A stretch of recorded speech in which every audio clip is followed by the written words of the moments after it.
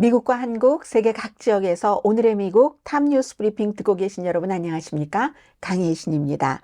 네, 오늘은 어느 정도의 많은 오늘의 미국을 듣고 보고 계시는 분들께서 궁금해하시는 그런 이유들에 대해서 어제 미셸 오바마가 많은 의문, 뭐라고 할까요? 공감대라고 할까요? 이런 것을 얘기를 해줬습니다. 그걸 이제 트럼프 후보의 선거 유세와 맞춰서 한번 보겠습니다. 그리고 중요한 미시건주기 때문에 그렇게 해서 미시건주를 조금 보고요. 그 다음은 또 더 중요하다고도 할 수 있는 펜실베니아, 조지아 이렇게 가서 전반적으로 지지율과 판세를 보겠습니다. 오늘 해리스 후보가 다시 지지율을 회복한다 하는 여론조사 결과도 나왔는데 그게 과연 의미가 있는 것인지 아닌지 이것도 볼 것이고 워싱턴 포스트와 LA 타임즈에 대한 사람들의 여러 가지 의견들은 많습니다. 딸 때문에 그랬다, 딸이 그랬다. 그러니까 또 아버지가 아니라고 하고 LA 타임즈의 경우 워싱턴 포스트의 경우는 오너가 아마존의 오너이기 때문에 워싱턴 포스트를 캔슬할 게 아니라 아마존 프라임 그 서브스크립션을 캔슬해라 하는 얘기도 많이 나오고 있거든요. 그런가 하면 또 테크 업계의 CEO는 트럼프 후보에게 줄을 서는 것 아니면 보험을 들어두고 있는 것처럼 보입니다. 이런 내용으로 이제 선거가 아흘인가요? 밖에 남지 않았습니다. 먼저 미시건주에서 미셸 오바마와 카멜라 해리스가 처음으로 만나서 두 여자가 만났을 때의 이슈는 당연히 낙태가 중요한 이슈가 되겠죠. 그리고 미셸 오바마는 그 주에서 남성들에게도 말했습니다. 이게요, 트럼프 후보가 당선되고 해리스 후보가 실패하면 여러분의 와이프, 동생, 어머니 모두에게 해당되는 일이고 그 어머니 무슨 와이프, 딸이 당신에게 경로할 것입니다. 그냥 남성 후보들에게 호소를 한 겁니다.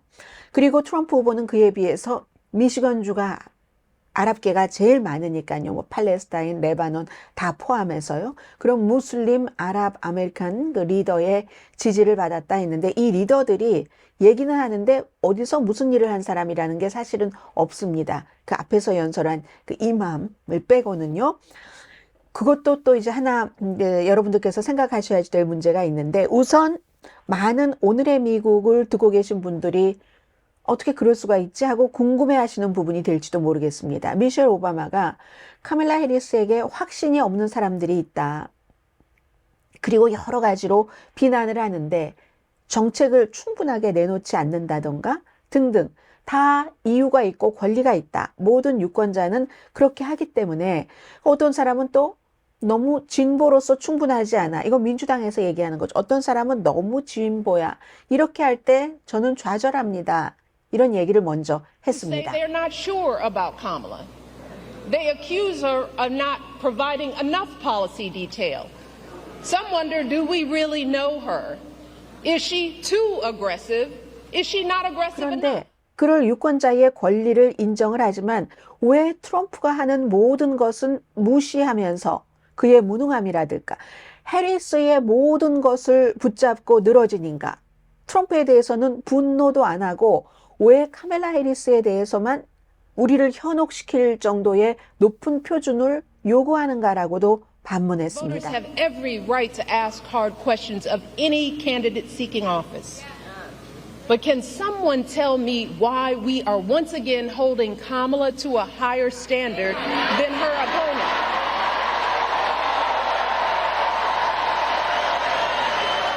사람들은 트럼프에 대해서 별 기대를 하지 않는다는 것. 많은 해리스 후보의 지지자들께서 생각하고 있는 불만 같은 것을 미셸 오바마가 콕 집어서 얘기를 해줬는데 예를 들어서 트럼프 후보의 여러 가지 무능함, 정책에 대한 이해가 부족한 것, 논쟁의 논점을 항상 이 질문하면 저 질문으로 답변 끝나죠? 그런 것들. 해리스에겐 그 잣대를 재면서 그리고 정직하지도 않고 품위도 없고 도덕성도 없고 온갖 유치하고 어린이 같고 그런 못된 짓을 다 해도 그냥 트럼프는 트럼프니까 트럼프가 되게 내버려둬 이렇게 얘기를 하는데 아무도 그가 한 끔찍한 행동에 의문을 제기하지 않고 오히려 어떤 때는 재밌다고 퍼니하다고 그렇게 해서 처음에 한번 두고 보자 하고 선출했던 것 아니냐. 그건 내기를 한 거지 뭐냐라고 미셸 오바마가 For 외칩니다. Trump, we expect nothing at all. No understanding of policy, no ability to put together a coherent argument, no honesty, no decency, no morals. Instead, too many people are willing to write off his childish, mean-spirited antics by saying, well, Trump's just being Trump. Rather than question his horrible behavior, some folks think he's funny. 그리고는 제가 조금 화가 나도 용서해 주세요. 미리 말을 합니다. 해리스 후보에 대한 지지를 보류하고 있는 사람들에게 이제 들은 그런 이유 가운데 하나가 정말 너무나 앞서 말씀드린 그런 것 때문에 내가 좌절하고 화가 났다 이렇게 고백을 합니다. I hope that you'll forgive me if I'm a little angry. 트럼프는 분명하게 정신력이 쇠퇴되는 것을 보고 있고 중범죄자 전과자며 악명 높은 랜드로드였다. 성폭행자에 대해서 그러한 일들. 이게 이제 미셸 오바마가 너무 카멜라 해리스의 예를 들어서 중간에 그런 얘기도 했습니다. 트럼프의 모든 것은 다 아예 트럼프니까 아예 넘어가자, 웃고 넘어가자 하면서 카멜라 해리스가 인터뷰에서 이랬다느니 저랬다느니 왜 이런 것을 가지고 하면서 똑같은 것을 트럼프에게 잣대를 대지 않느냐 이렇게 말을 했습니다. Obvious mental decline, his history as a convicted felon, a known slumlord, a predator found liable for sexual abuse, all of this while we pick apart Kamala's answers from interviews that he doesn't even have the courage to do, y'all.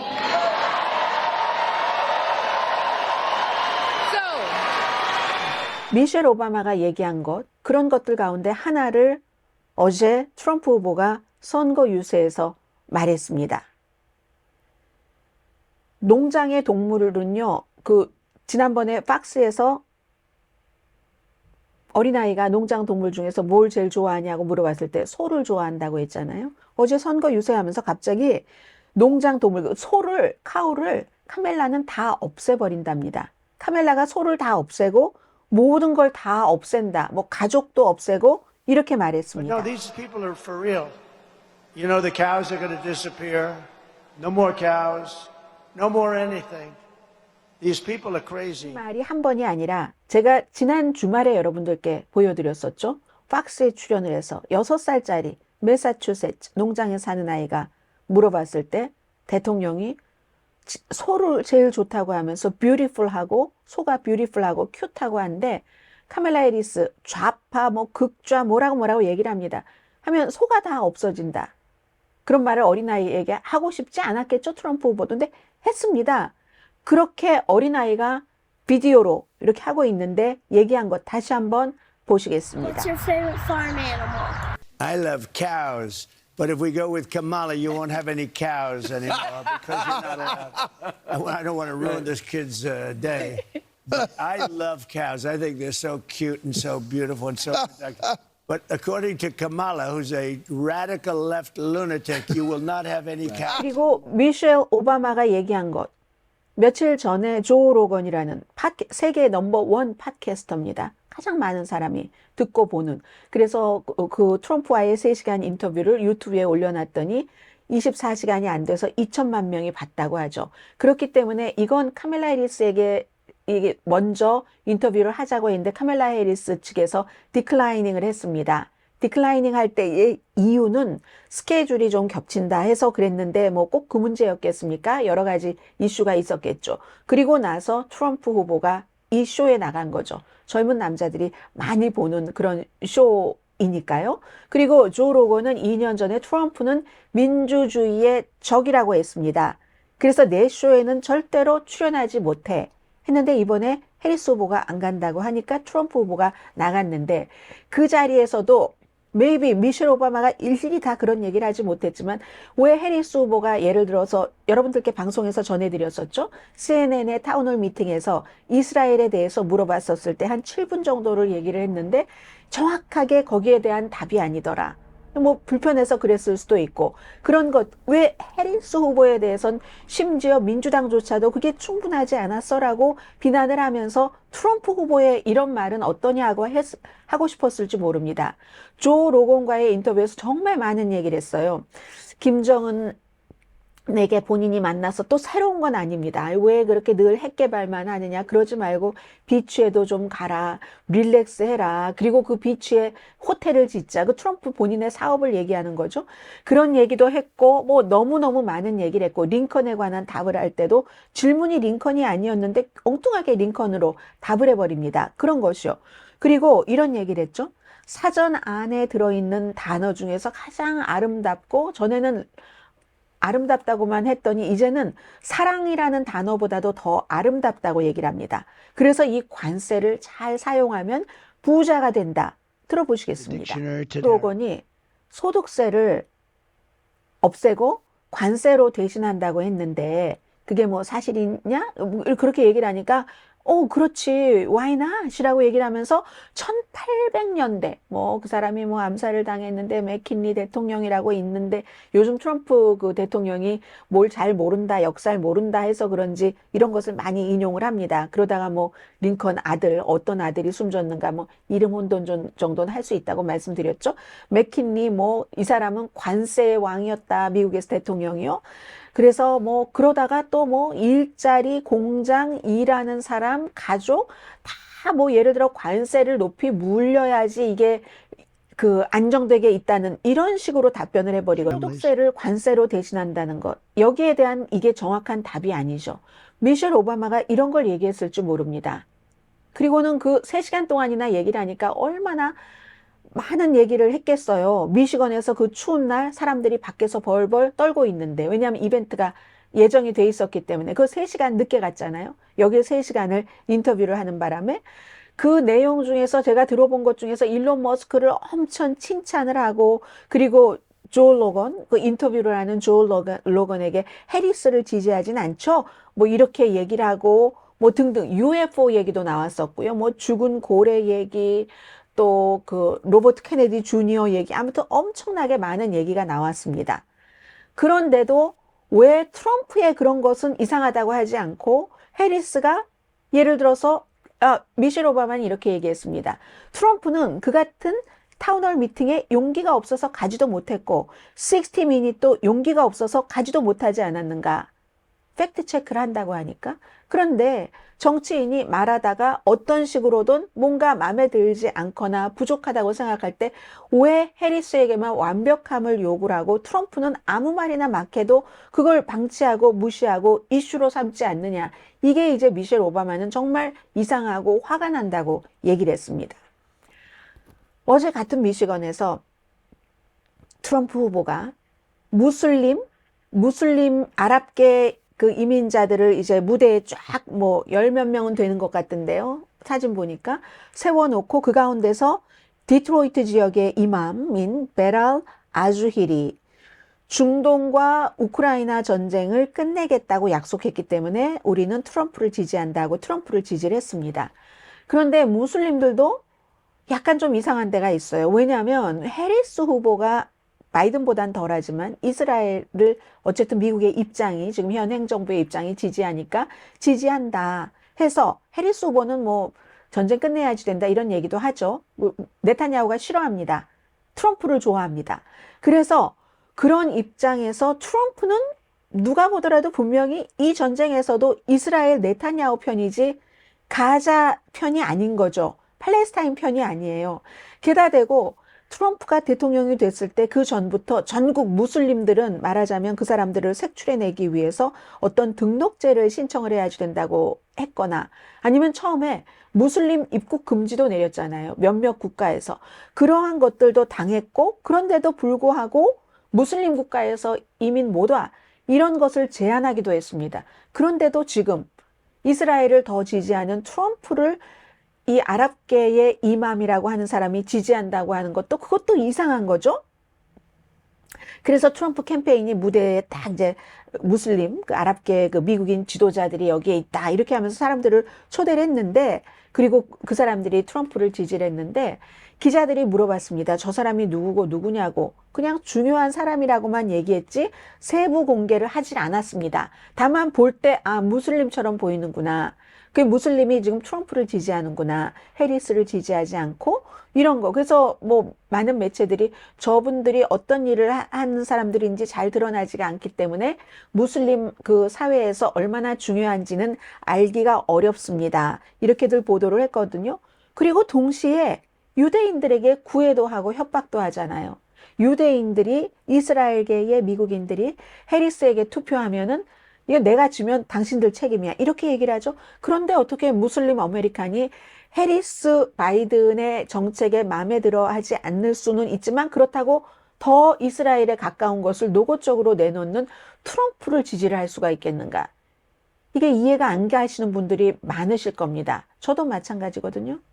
미셸 오바마가 이렇게 얘기를 합니다. 결국은 왜 지금 트럼프라는 그렇고 그런 앞에 많이 얘기한 이런 사람과 카멜라 해리스라는 이런 사람의 지지율이 접전인지 나는 모르겠다.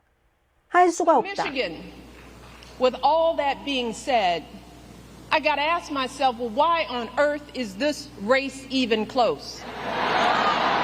I lay awake at night wondering what in the world is going on.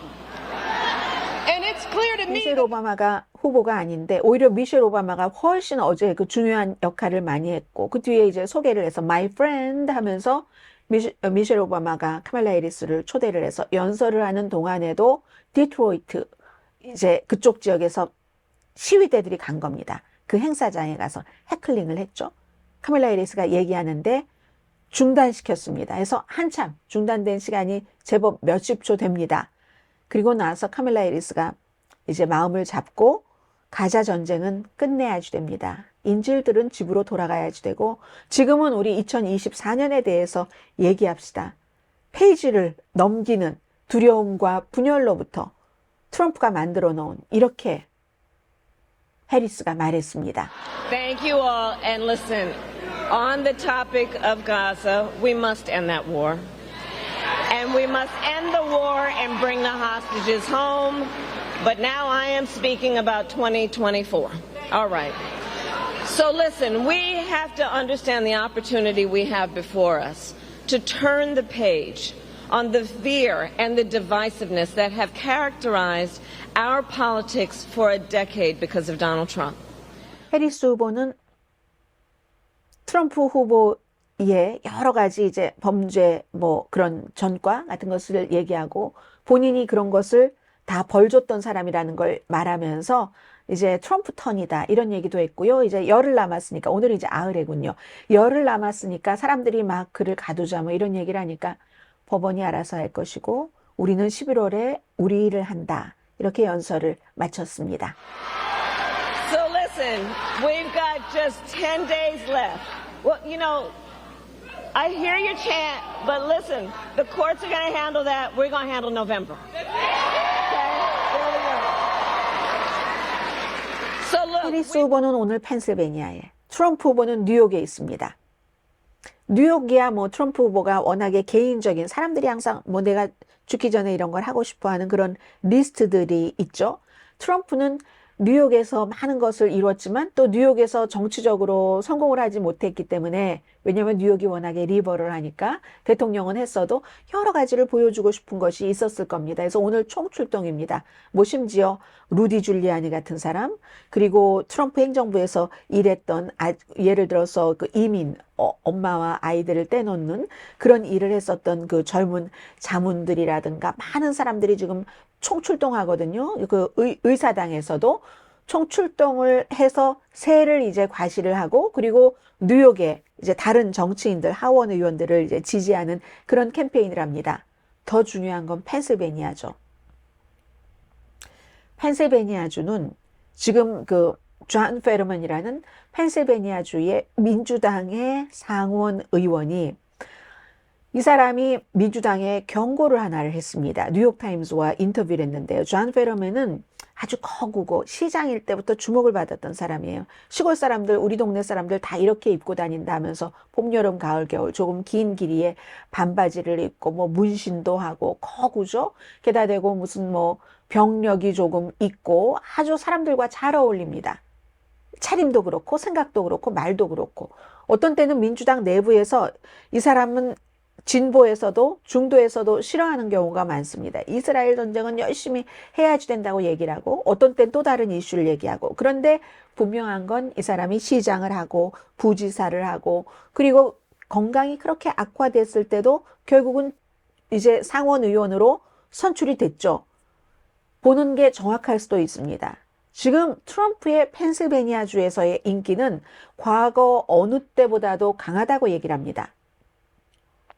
여러 매체마다, 언론 매체마다 다 다르잖아요. 펜실베니아가 어떻다 하는 게.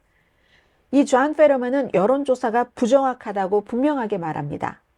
본인이 연방 상원 의원 선거할 때 다들 질 거라고 얘기를 했답니다. 그런데 5% 이상 차이로 이겼었고 바이든 대통령은 5% 이상 차이로 이길 것이라고 했는데 작은 차이로 이겼다는 겁니다. 그리고 본인이 거기서 시장부터 뭐 부지사, 연방 상원의원 다 해보면서 반바지 입고 많이 다녀보지만 트럼프에 대한 지지는 그 어느 때보다 강해졌다는 겁니다.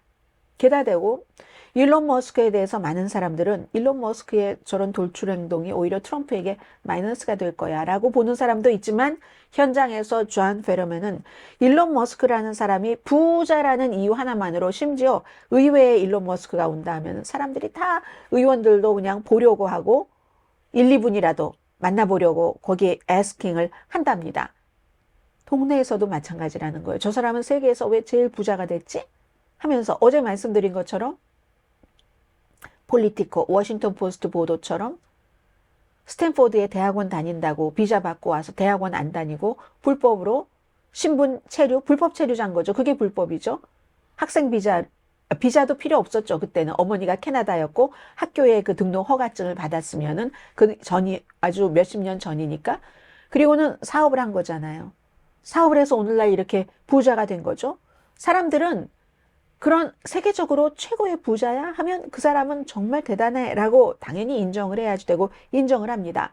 그런 일론 머스크가 트럼프 옆에 있는 것도 큰 도움이라고 민주당의 존 페르먼 펜실베니아주 연방 상원 의원은 얘기를 합니다.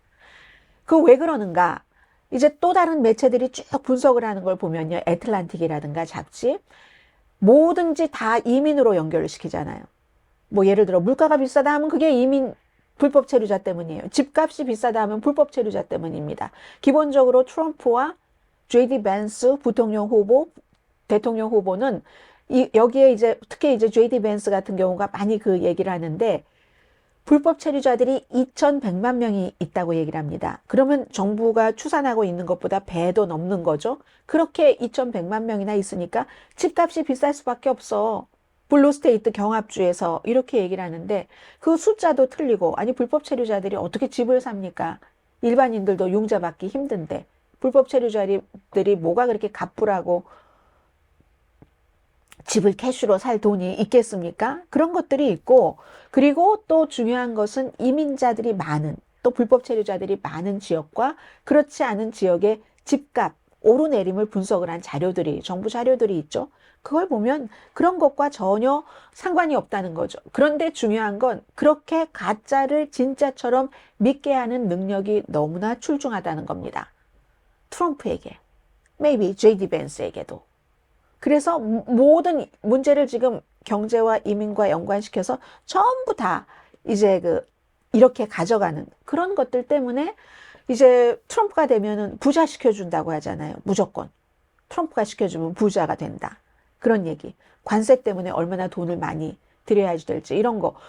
그러니까 그런 트럼프 후보의 지지층을 설득하는 그런 속이는 그런 능력이 뛰어나니까 많은 분들이 속아 넘어가시는 거죠. 속아 넘어가는 사람을 비난하지는 않습니다. 그러나 그 속임을 너무 잘하는 사람이 있는 게 문제겠죠. 그래서 경합주에서도 트럼프 지지가 이렇게 세다. 특히 펜실베니아 같은데 세다는 겁니다. 그러면 조지아주를 조금 볼까요? 조지아주는 지금 누구라도 이길 수 있다. 이렇게 봅니다. 이것도 많은 여론조사와 달라요. 대부분 이상의 여론조사는 조지아주와 애리조나는 트럼프가 이긴다인데 조지아에서 누구라도 이길 수 있다. 이건 이제 오늘 나온 뉴욕타임스입니다. 뉴욕타임스 여론조사 결과가 해리스 후보에게 결코 좋지 않습니다. 그런데 조지아는 누구라도 이길 수 있다. 4년 전에 바이든 대통령이 12,000표 차이로, 그럼 조지아주 유권자가 740만 명이니까 뭐 0.16% 정도 됩니다. 0.1이 아니라 0.16% 정도. 그 정도의 차이로 이겼는데 그때가 이제 1992년도 빌 클린턴 때 이후에 워낙에 조지아주에 아프리칸 아메리칸이 많이 살고 빌 클린턴 후보가 아프리칸 아메리칸에게 인기가 있으니까 그때 이후에 처음으로 바이든이 이긴 겁니다. 오바마도 못 이겼었어요. 근데 바이든이 그때 92년 이후에 처음으로 민주당으로 이겼었는데 이게 0.16%인데 지난주에 제가 언젠가 정규 방송에서 여러분들께 아틀란타 그 저널 컨스티튜션이 여론조사를 한 결과 트럼프가 4%, 정확하게는 3.1%입니다.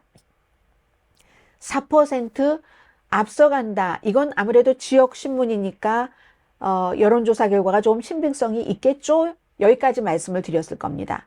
그랬어요. 애틀란타 저널 컨스티튜션은. 그런데 워싱턴 포스트는 똑같은 조지아주에서 해리스가 1% 앞서간다고 나옵니다. 뉴욕타임스는요. 트럼프가 1% 앞서간다고 나옵니다. 그런데 제가 그날 방송 끝나고 애틀란타 저널 컨스티튜션의 그 기사를 다시 읽었어요. 2번을 읽었습니다. 그랬더니 이런 게 나왔습니다.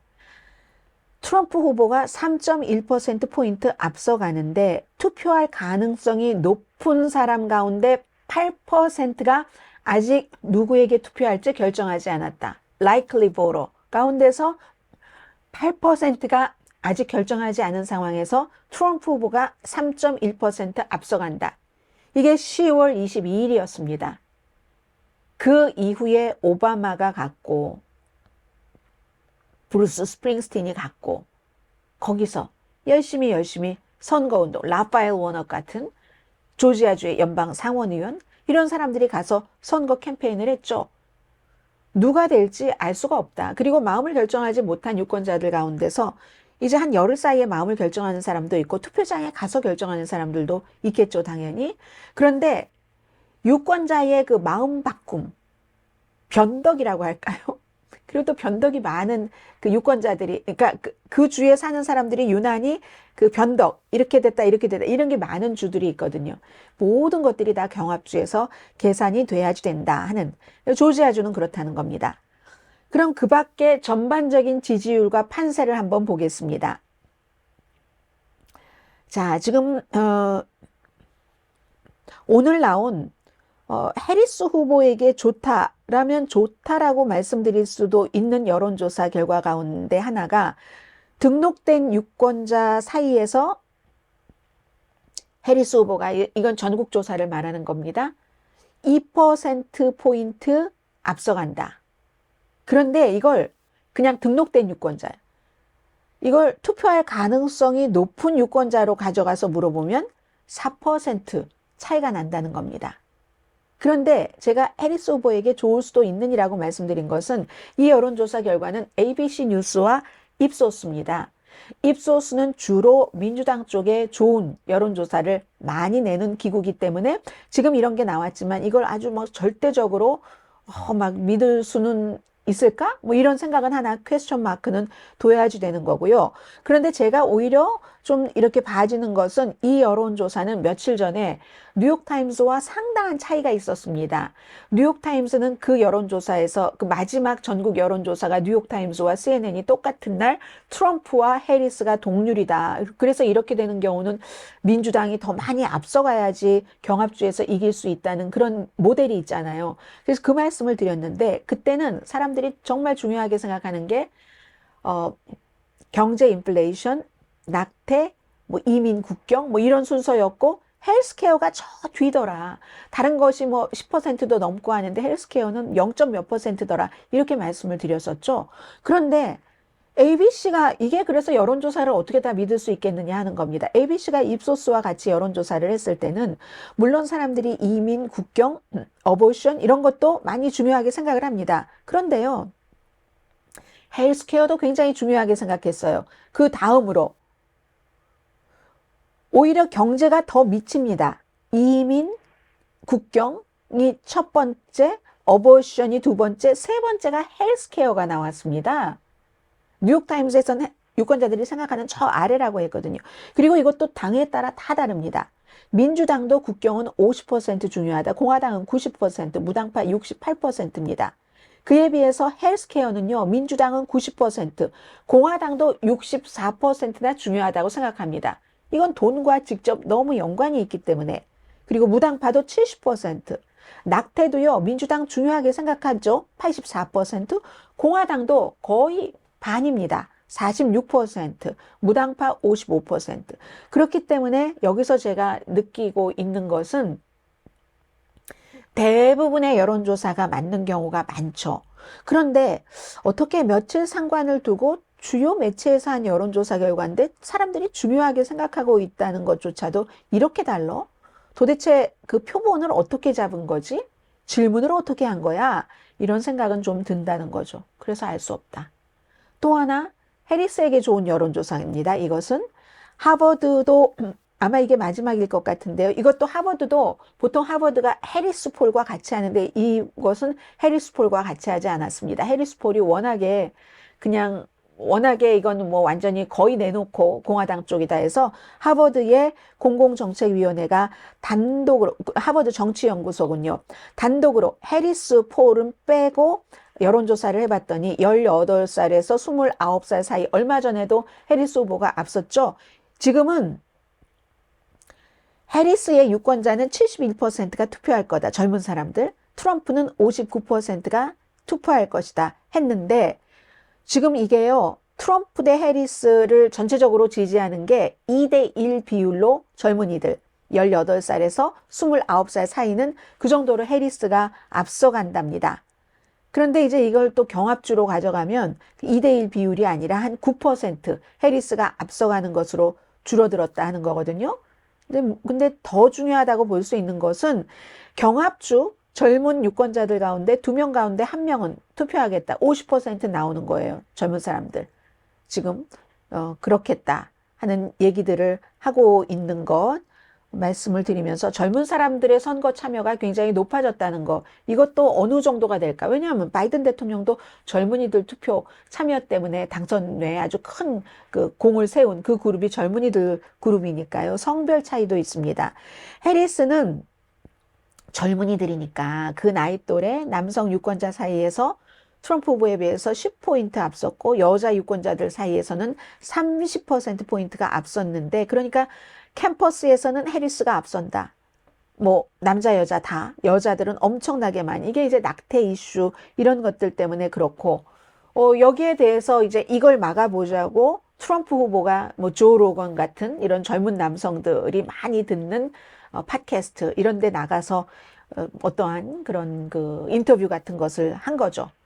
그리고 주마다 다 다릅니다. 가늠을 할 수가 없어요. 아마 여러분께서 이 방송을 버지니아주에서 듣고 보고 계신다면 우리 버지니아 우리 동네 보면 해리스가 될 것 같아 라고 생각을 하시죠. 그런데 같은 민주당 색이 강해도 뉴햄프셔 같은 경우는요. 지금 해리스에 대한 호감도가 트럼프에 대한 호감도보다 강하기는 합니다. 강하긴 한데 그 뉴햄프셔에서도요. 남성 유권자들은 그래도 트럼프에게 조금 호감을 보이는 비율이 좀 늘어나고 있다고 하거든요. 그렇기 때문에 여러분과 제가 그 모든 경합주를 다 다니면서 과학적으로 모든 것을 종합해 보지 않은 이상 여론조사나 전문가들의 말을 내로 선거가 될 것이다 하는 것을 알 수가 없는 겁니다. 조지아주가 누구라도 이길 수 있다고 하고 펜실베니아에서 트럼프가 아주 강하다고 민주당의 연방 상원 의원이 얘기하고 있기 때문에 이렇게 격차가 작을 때는 그렇기 때문에 누구든지 나가서 투표해야 됩니다. 하는 이게 이제 더욱 중요하게 와닿는 그런 시점입니다.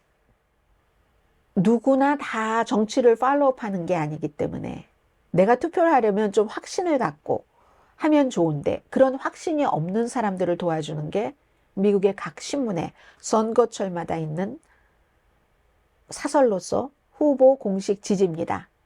로스앤젤레스 타임즈와 워싱턴 포스트가 수십 년 만에 지지하지 않겠다 하고 한 것이 여파가 계속 나오는데 이거 어디까지 갈지 모르겠어요. 이러다가 아마존 불매운동 나오는 건 아닌 건지 모르겠습니다. 그 미국 사람들의 한 4분의 3은 지금 민주주의가 위협이라고 생각을 한답니다. 여론조사에서. 이거 뉴욕타임즈와 세나폴이에요. 그런데 또 민주주의가 위협이 하면 이게 해리스에게 다 꼭 그렇지도 않습니다. 지금까지 있었던 민주주의가 미국 사람들만을 위해서 열심히 일했든가 여기에 대해선 제대로 작동하지 않아 이렇게 생각하는 사람도 굉장히 많습니다.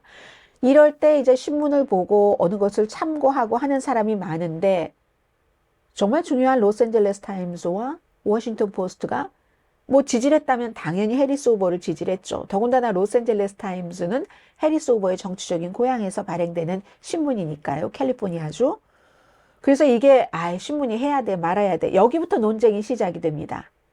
보스턴 글로브 사설은요. 공식 지지해야지. 시민의 역할과 같은 거다. 신문에서 어떤 대통령 후보 공식 지지를 하는 것은 시민의 의무. 독자의 선택과 정치적인 이해감을 돕는다. 그래서 정보를 잘 전달하는 게 목표다. 이렇게 얘기하지만 no라고 얘기하는 사람들도 있습니다. 뉴스와 어피니언을 독자들이 혼돈을 한다. 기사는 기사고 어피니언은 그 신문사의 어피니언인데 이게 기사인가 본다 한다는 얘기예요. 그리고 어차피 누구에게 투표할지 알지 않느냐. 대통령 선거라면 이런 얘기를 합니다. 저는 아마존 프라임부터 캔슬하라. 이런 글을 하나를 소개를 해드리겠습니다. 잡지 애틀란틱의 아주 젊은 기자입니다. 앨런 쿠싱이라는 기자가 주장을 했는데 긴 글인데 요약을 해드리겠습니다. 제프 베조스가 아마존 멤버십으로 부자가 된 사람인데 근데 그리고 또 지금 워싱턴 포스트가 누구를 지지하지 않겠다 딱 선언을 했을 때 연방정부와 계약을 했습니다. 제프 베조스가.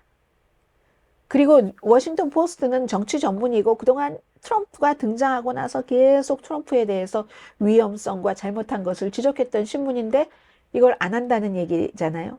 연방정부와 어떤 계약을 했는가. 아마존이요. 이 크라우딩 서비스도 하잖아요. 뭐 아마존에서 뭐 영화 보고 하시는 분들, 한국 영화 보시는 분들도 많이 계시던데요. 그런 클라우드 컴퓨팅 그 계약을 연방정부와 했습니다. 중앙정보국 CIA와도 했습니다. 그리고 말씀드렸죠. 어제였어요? 그제였어요? 트럼프 후보 텍사스에서 유세하고 나서 제프 베조스가 하는 또 다른 일론 머스크와 라이벌인 우주 회사, 항공회사 블루 오리진 간부들이 트럼프를 만났다. 딱 이때 그렇게 하면서 그때 이제 우리는 그 누구 특정 후보를 지지하지 않겠다 하는 거죠. 아직 제가 이 방송 시작할 때까지는 제프 베조스 아무 얘기하지 않았던데요. 50년 만에 처음 이 지지를 하지 않은 겁니다. 이 애틀란틱의 이 기자는요. 보통 사람은 권위주의의 위협이라든가 표현의 자유에 대해서 누군가가 돈이 많은 사람이나 권력이 있는 사람이 이걸 위협하고 본인의 마음대로 가져갈 때 거기에 맞설 방법이 없습니다. 이런 걸 신문이 해준다는 얘기죠. 그리고 기대가 큰 신문이기 때문에 이렇게 비난도 받는 겁니다. 로스앤젤레스 타임스뿐만이 아니라 워싱턴 포스트도 엄청 구독자 취소가 있었고요. 캔슬. 그리고 또 NPR 방송과 인터뷰를 한 뭐 잘 워싱턴 포스트 내부 사람은 뭐 4시간 만에 이거 엄청날 거예요, 아마. 저도 요즘 워싱턴 포스트 신문으로 안 보거든요. 예전에는 신문으로 보려고 헐리우드에 24시간 신문 갑판 때가 있어서 코헨과 블루버드에 있습니다. 그걸 꼭 사러 다녔는데 뭐 디지털로 보는데 4시간 만에 디지털 구독자 1,600명 이상이 구독을 취소했답니다. 그런데 이 기자는요. 워싱턴 포스트 하지 말고 워싱턴 포스트는 그래도 계속 신문을 발행해야 될 것 아니냐. 아마존 프라임 그 구독을 취소를 하라고 얘기를 합니다. 미국에서 두 번째로 많은 직원을 갖고 있는 회사 아마존이고요. 세계에서 가장 큰 스토어, 상업용 이런 걸 파는 그런 그 온라인 스토어죠. 지난해 뭐 매출이 뭐 멤버십만 400억 달러라고 하던가요? 뭐 미국의 전체적인 신문 매출을 합친 것보다 거의 2배는 됩니다. 그리고 워싱턴 포스트는 지난해에 7,700만 달러 손해를 봤습니다. 로스앤젤레스 타임스도 요즘에 손해보고 있어요. 아무리 사람들 감원하고 해도 손해를 봅니다. 추세 때문에.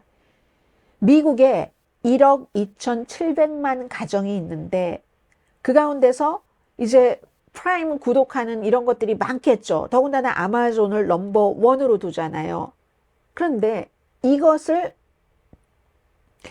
여기서 해를 줘라. 제프 베조스가 돈 많이 버는 데서 이런 얘기를 합니다. 오죽하면 같은 매체에서 이제 이런 그 언론 매체에서 이런 것까지 기사를 쓰겠습니까? 그래서 제가 느끼는 것은요. 사업가는 사업을 해야지. 아니면 사업을 하더라도 확장하더라도 비슷한 걸 해야지. 돈 버는 거하고 언론하고는 전혀 다른 거잖아요. 그런 것까지 다 미래를 내다보고 하던가. 아니면 뭐 언론에 어떠한 그 의무를 다하기 위해서 돈을 손해본다는 걸 미리 각오를 하고 하든가. 아니면 감수를 하든지. 아니면 내려놓던지. 아무것도 하기가 애매하니까 지금 제프 베조스는 it comes to pass 하는 마음일지도 모르죠. 지나갈 거야. 하고 아무 얘기 안 하고 있는지도 모르겠습니다. 로스앤젤레스 타임스요 더 웃겨요. 처음에 딱 딸이 뉴욕타임스에 성명을 보내서 가족의 결정입니다. 우리 가족의 뭐 사우스 아프리카에서 그 인종 분리 같은 것을 겪어봤고 지금 해리스의 그 이스라엘에 대한 그런 정책 때문에 우리가 가족 회의에서 그렇게 하기로 했습니다. 딱하니 그 성명을 보내놨어요. 그랬더니 또 LA 타임스에서 아니다. 아니다라는 게 왜냐면 본인이 딸이 말하자면 LA 타임스 그 소유주의 딸이 31살입니다. 그렇게 얘기를 했는데 그 딸이 신문사 기자도 아니고 간부도 아니고 신문사에서 일도 안 합니다.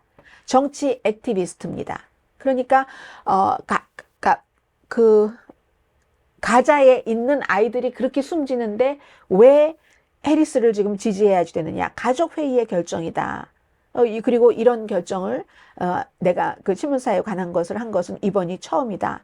이렇게 얘기를 했는데 그랬더니 이 패트릭 순시용 아버지가 아니다. 이거 가족 결정 아니다. 이 딸하고 아무 상관없는 거다. 이런 얘기를 하면서 가자 그것과도 연관이 있는 게 아니다. 다만 선거의 해에 미국인의 분열을 막기 위해서 결정을 한 것이다. 그리고 나는 나의 결정을 후회하지 않는다. 올바른 결정이다. 그거 대통령 누구 뽑는지 독자들이 결정해야지. 이게 패트릭 순수용의 얘기입니다. 드라마도 아니고 뭡니까? 다른 신문에 우리 가족 결정이라고 하고 아버지는 아니라고 하고. 그런데 어떤 때는 그 LA 타임스가 전에도 그런 일이 있었어요. 이 패트릭 순수용은 나는 전혀 관여 안 한다고 하고 실제로 무슨 관여를 안 하는 게 원칙인 거죠. 그런데도 뭐 친구 의사에 뭐 개와 관련된 어떤 기사도 내지 말라고 했다고 하고 낸 적이 있어요. 그런데도.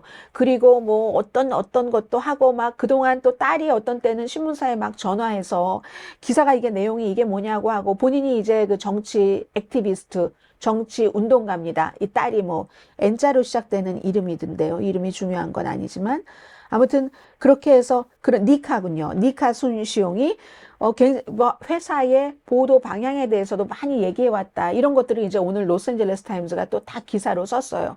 그 기사를 쓴 사람도 그 퓰리처 상을 받은 그런 기자입니다. 아무튼 이런 일을 했는데 중요한 건 어제도 말씀드린 것처럼 패트릭 순시용은 트럼프가 대통령이 됐을 때 본인이 뭔가 이 사람이 이제 바이오텍 회사에 지금은 이제 뭐 그 소유주이기도 하지만 엄청난 억만장자고요. 그때 의사였으니까 뭐 암 관련 췌장암 그 외과 의사 그랬으니까 트럼프가 대통령이 됐을 때 뭔가 이 의료 관련해서 뭔가 일을 맡고 싶었던 것이 있었다 하는 말씀을 드렸잖아요. 그리고 이제 오늘 로스앤젤레스 타임스인가요? LA 타임스인가요? 혼돈되네요. 둘 다 나왔던 것 같아요. 거기도 이 사람이 트럼프와 밥 먹었다고 자랑하고 다녔다. 표현이 그렇습니다. 뉴욕타임스 표현이. 트럼프와 밥 먹었다고 자랑하고 다녔다. 그리고 그게 딱 그 여기에 있네요. 본인이 그전에는 트위터였었죠. 2020년 10월 20일에 어제 저녁에 트럼프와 같이 저녁을 먹었다. 그 당선자의 신분으로요. 그는 정말로 이 헬스케어가 모든 사람을 위해서 이렇게 개선되기를 원하는 사람이다. 이때 뭔가 헬스 자르를 맡고 싶어 했는데 안 됐다는 얘기입니다. Maybe 패트릭 손시용은 지금도 또 쳐다보고 있는지도 모르죠. 로스앤젤레스 타임즈에서 식품의약국에 관한 어떤 그 기사를 쓰려고 할 때는 본인이 좀 개입을 하기도 했고 또 본인이 뭐 약 개발 이런 것도 하는 사람이잖아요. 근데 이제 신문사에서 그게 사주의 이해와 관련이 있네 이런 판단을 과거에 했었다는 그런 얘기도 합니다. 그래서 지금 미국은 로스앤젤레스 타임스와 워싱턴 포스트가 이게 이렇게 되는 것이 제일 중요한 건 이런 점인 것 같아요. 저는 지금까지 방송을 하고 선거를 치르면서 어떤 신문이 이렇게 특정 후보를 지지하지 않았다는데 이런 걸 보도하면서 그게 본인에게 이득이 되게 하기 위해서거나 아니면 보복받지 않기 위해서 두 가지 중에 하나잖아요. 제프 베조스도 충분히 이해가 갑니다. 사업가로서. 특히 제프 베조스는 지금 연방 계약이 들어가 있는 사람인데 트럼프 후보가 대통령이 되면 이 사람은 끝까지 보복한다는 거고 트럼프 지지자들도 보복, 적폐청산을 하라고 외치는 사람들이고 그렇기 때문에 본인이 했던 계약도 다 일론 머스크에게 뺏길 수도 있고 그런 점이 있겠죠? 뭐 그 일론 머스크가 그런 그 컴퓨팅 시스템은 아니라 할지라도 클라우딩 시스템은 아니라 할지라도 어떠한 지금 뭔가 그 블루 오리진 뭐 하고 싶은데 일론 머스크에게 다 빼야 할까 이런 걸 생각할 수 있고 패트릭 손시용도 마찬가지고 다 그런 것이 있다는 것은 이해를 하지만 그러면 언론사에 오너를 하면은 적합한 건 아니죠. 그래서 그런 걸 봅니다. 아, 전에는 이런 일이 없었는데, 야, 트럼프라는 사람이 대통령이 된다면 이렇게 언론사를 미국의 대통령이 압박을 할 수 있고 거기에 미리 손을 들어버리는 이런 경우는 처음 보네? 하는 생각이 드는 거죠. 오바마도 팍스로부터 엄청나게 비난을 받았습니다. 그렇다고 해서 팍스를 없애거나 팍스에 해를 주거나 이런 행위를 안 하죠. 감히 미국에서는 그런 행위를 한다는 것을 높은 데 있는 사람들일수록 상상을 할 수가 없죠. 그 윤리 도덕적으로 안 맞잖아요. 미국의 헌법, 표현의 자유에도 안 맞는 건데 트럼프는 할 수 있다고 생각을 하는가 보죠. 이게 제일 중요하고 위험하다라고 말씀을 드립니다. 지금 중요한 신문 가운데서 트럼프를 지지한 신문은요. 뉴욕 포스트, 뭐 쓰레기라고 사람들이 얘기하는 신문이고요. 워싱턴 타임스도 마찬가지입니다. 이거 문선명 씨 내가 오래 가지고 있었던 그런 워싱턴 타임스도 워싱턴 포스트와 혼돈하시는 분들이 많은데 트럼프를 지지를 했고 라스베가스 리뷰 저널이 트럼프 후보를 지지한 건 좀 지켜봐야죠. 이건 이제 네바다가 민주당이 아니라 공화당으로 갈 수도 있는가 하는 면에서 카멜라 해리스를 지지한 신문은 뉴욕 타임스, 필라델피아 인콰이어러 그리고 또 뉴요커 같은 좋은 잡지 휴스턴 크로니클. 휴스턴 크로니클은 텍사스라는 공화당주인데도 이제 그리고 또 보스턴 글로브가 있죠. 보스턴 글로브는 이게 그 매사추세츠에서 발행되는 아주 중요한 정치 신문이고요. 자, 그런 것들이 있고요. 뭐 해외에서는 뭐 가디언 같은 신문. 그런데 여기에 워싱턴 포스트나 LA 타임스가 다른 때 같으면 트럼프가 아니라 해리스였을 텐데 지금은 이제 안 한다. 이런 상태라는 것을 말씀드리면서요. 그럼에도 불구하고 지금 테크 업계에 꼭 무슨 뭐 일론 머스크 이런 사람뿐만이 아니라 다른 사람들도 트럼프 쪽에 줄을 대고 있습니다. 애플의 팀 쿡 트럼프와 전화통화 했다네요. 지난주에. 그리고 이거 다 트럼프 후보가 얘기를 해서 아는 거예요. 또 구글의 CEO도 순다르 피차인가요?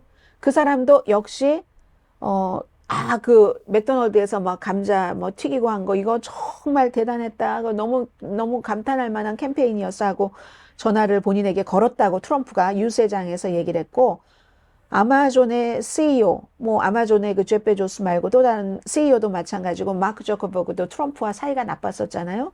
그런데 이거는 좀 시간이 됐네요. 올 여름에 뭐 전화 통화 했었다고 하고 일론 머스크가 엄청난 힘이 되고 어떻게 될지 이제 아흘에 남았습니다. 그리고 오늘 미국은 일요일이고요. 내일 월요일 오늘의 미국 정규 방송 시간에 다시 뵙겠습니다. 강혜신이었습니다.